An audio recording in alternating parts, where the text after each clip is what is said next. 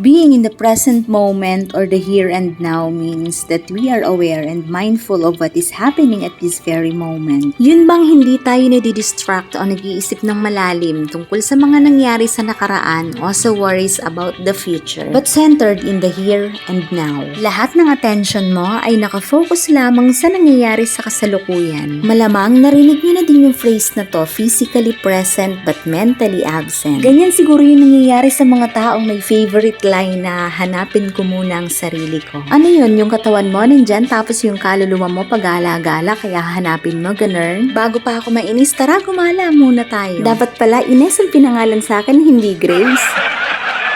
Sabi nga nung isang pari sa Facebook, gumala ka habang buhay ka pa, hindi yung kapag kaluluwa ka na. Tama naman, di ba? Bakit nga ba mahalaga na maging present-minded tayo? Ano-ano nga ba ang mga benefits nito at paano natin ito mapapractice every day, every night, every moment of my life? Tara, let's simulan na natin. Anli, sarap, we're open. Oh, talaga ba? Masubukan nga next week. Sa pangalan pa lang kasi parang matatakam ka na. Sana naman kaya tayo pupunta? Sa bypass na tayo dadaan para walang traffic. Umaambon ngayon kaya dahan-dahan lang kami. Medyo malayo pa tayo kaya kakantahan ko muna kayo. Pwede bang umibig lang? Hindi nasasaktan. Pwede bang pigilin lang?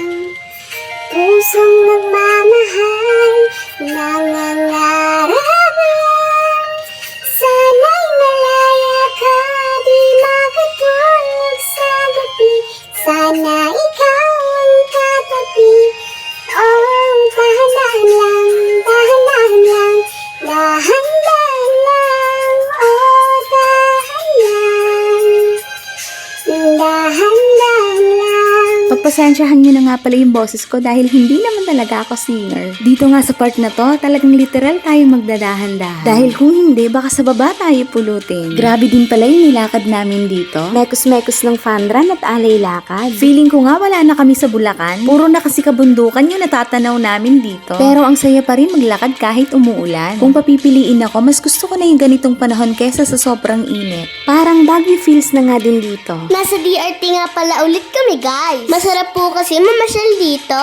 Fresh air at malinis ang mga ilog. Hinahanap nga pala namin ang Zamora Falls. Kala ko nga po eto na yun eh. Yun pala, medyo malayo pa kami. Excited na ako makakita ulit ng falls. Karoon pa ako ng chance maglaro bago kami magbiyahe ulit. After nga ng mga 10 kanta ni Britney Spears, narating na namin yung magkaibang way na to. Tingin ko dito na yung starting point ng trekking. Ang tanong, saan kaya yung tamang daan? Natuwa nga ako nung nakita ko tong mga kalabaw. Ngayon lang ako nakita ng ganyang kadaming magkakasama. Buti na lang may napagtanungan kami. Malayo at mahirap daw yung daan doon kaya tinuro kami dito sa kabila. Ang hirap pala kapag wala kayong kasamang tour guide. Tapos wala pang signal ang data. Wala din kaming nakitang ibang tao. Palakasan na lang ng loob at tuhod. At syempre, bahala na si Lord. Sabi nga sa Bible verse na Isaiah 41:10, "So do not fear, for I am with you. Do not be dismayed, for I am your God. I will strengthen you and help you.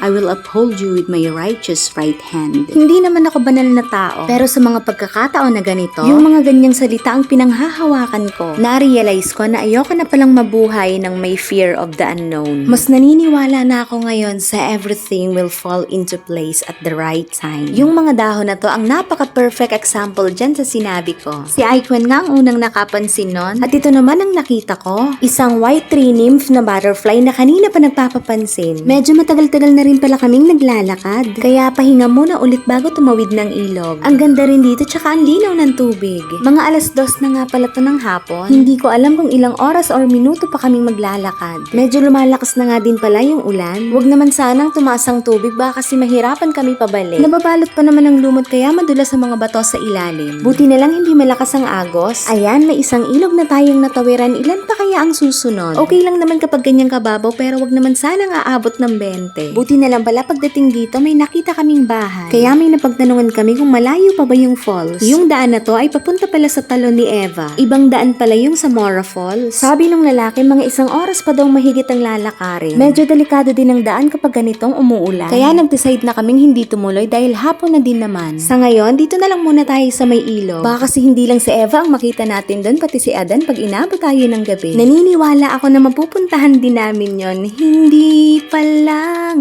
ngayon, pagdating ng panahon. Yun ay kapag hindi na masama ang panahon. Babalik na nga pala tayo guys sa topic natin na bakit nga ba mahalaga na maging present-minded tayo. Ayon nga sa nabasa ko, being present-minded is the key to staying healthy and happy. Totoo to, minsan kasi wala naman talaga nakaka-stress sa nangyayari ngayon. Mahilig lang tayo minsan na mag-throwback ng mga sama ng loob at mag-worry sa mga pwedeng mangyari sa hinaharap. Dahil dyan tumataas ang stress level natin sa katawan. At dyan ka na magsimulang di makatulog sa gabi sa kaiisip. Damay na rin dyan yung sakit sa head, shoulders, knees and toes, knees and toes. Hindi mo na rin makakanta yung kung ikaw ay masaya, tumawa ka.